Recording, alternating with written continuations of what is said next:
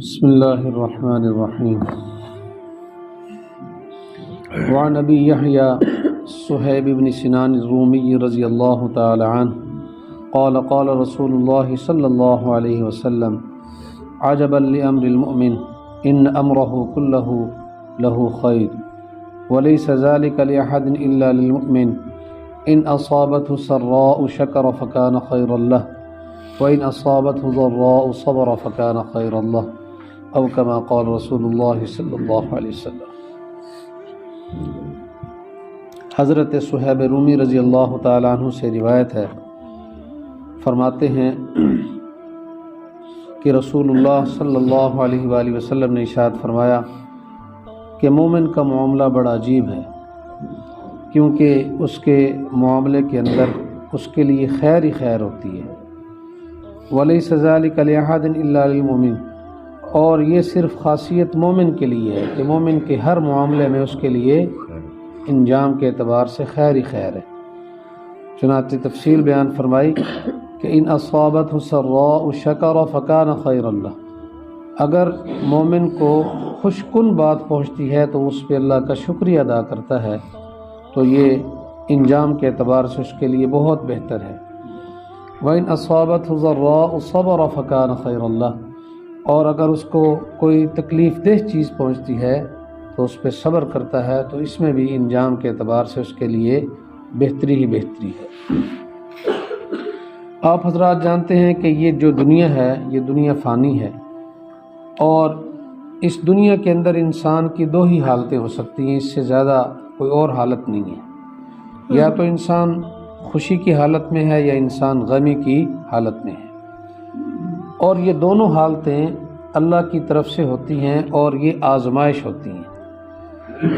اگر خوشی کی حالت ہے یہ بھی آزمائش ہے انسان کی، اگر غمی کی حالت ہے تو یہ بھی آزمائش ہے. اور اس آزمائش پہ اگر یہ مومن پورا اتر جائے تو دونوں حالتوں میں حدیث پاک کے مطابق اس کے لیے بہرحال بہتری ہی بہتری ہے.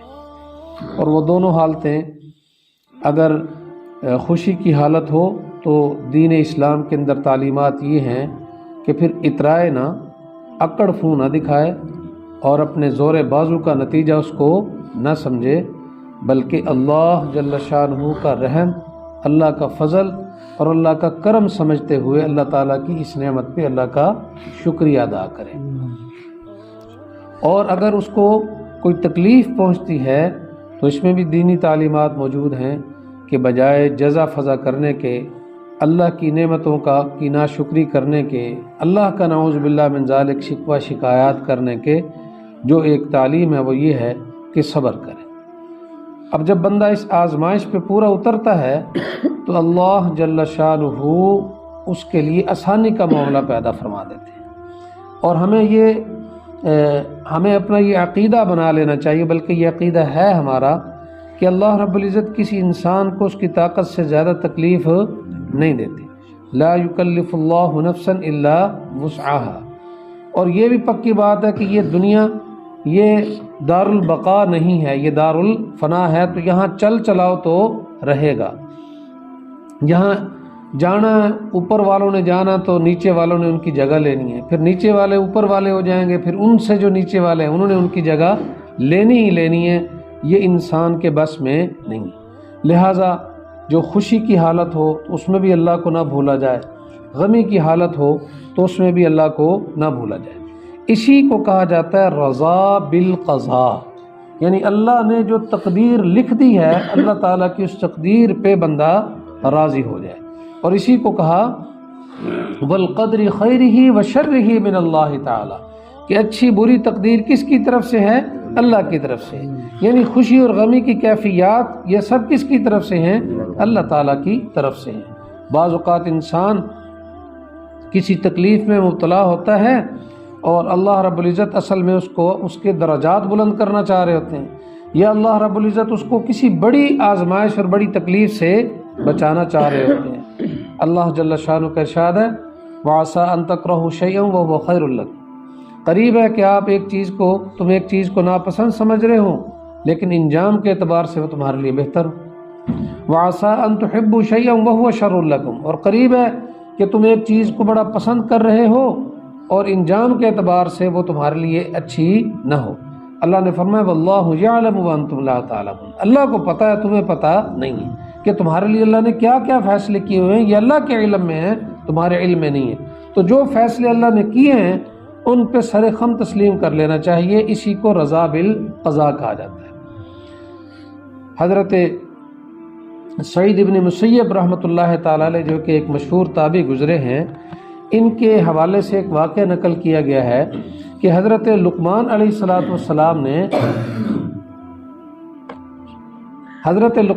السلام نے اپنے بیٹے کو یہی بات سمجھائی کہ جب کوئی اللہ تعالیٰ کی طرف سے نعمت ملے تو اس پہ اللہ تعالیٰ کا شکریہ ادا کرنا چاہیے، اور اگر کوئی مصیبت آئے تو اس پہ جزا فضا نہیں کرنی چاہیے، بلکہ یہ سوچنا چاہیے کہ اللہ رب العزت کی اس کے اندر یقیناً کوئی نہ کوئی کیا ہوگی، حکمت ہوگی، اللہ تعالیٰ نے کسی بڑی مصیبت سے بچایا ہوگا۔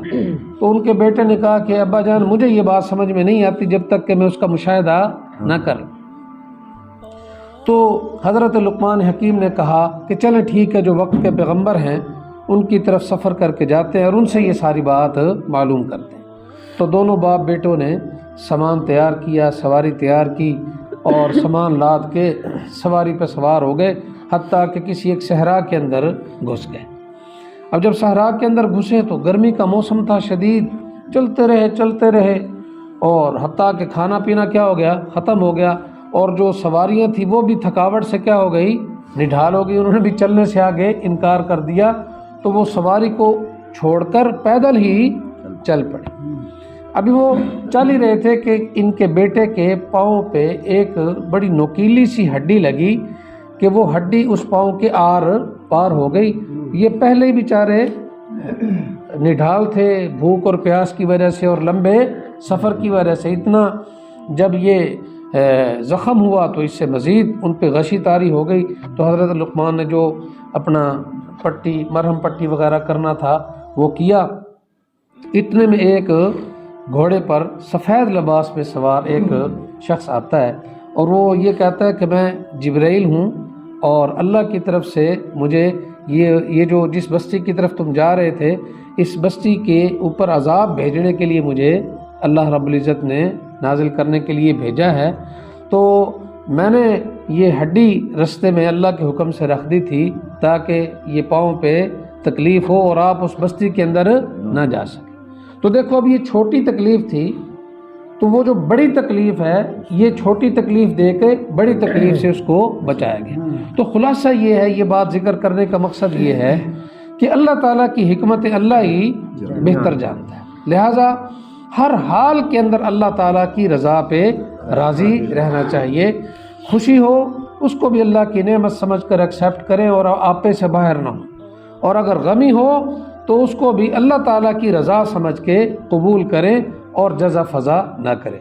وہ بہادر شاہ ظفر کا ایک مشہور شعر ہے نا کہ ظفر آدمی اس کو نہ جانیے گا، ہو کیسا ہی صاحب فہم و ذکا، یعنی ظفر وہ بندہ جو بڑا ہی فہم و ذکا والا ہے، سمجھدار ہے، اس کو اس وقت تک آدمی نہ جانیے گا جسے عیش میں یاد خدا نہ رہی اور جسے تیش میں خوف خدا نہ رہا۔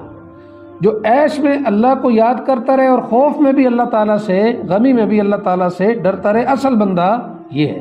شعر کا مقصد یہ ہے کہ اصل بندہ یہ ہے، اصل آدمی یہ ہے کہ جو ہر حال میں اللہ تعالیٰ کی رضا پہ راضی۔ تو اس حدیث پاک کے اندر بھی دیکھیے فرمایا کہ یہ مومن کے لیے خاص تحفہ ہے، جس حالت کے اندر بھی رہے آخر دار البقاء کی طرف جانا ہے، اور وہاں کی عزتیں، وہاں کی ذلتیں، ہر چیز ہمیشہ ہمیشہ کے لیے ہیں، وہاں کی نعمتیں بھی ہمیشہ ہمیشہ کے لیے ہیں۔ تو مومن کو نظر جو ہے وہ اپنی آخرت پہ رکھنی چاہیے۔ اس حدیث سے یہ ترغیب مل رہی ہے کہ جو بھی معاملہ ہو تو اپنے ظاہری حالات کو مد نظر نہ رکھے، دنیا کی فانی زندگی کو مد نظر نہ رکھے، بلکہ دار البقاء کو اور ہمیشہ ہمیشہ کی زندگی کو مد نظر رکھے۔ اللہ جل شانہ عمل کی توفیق عطا فرمائے۔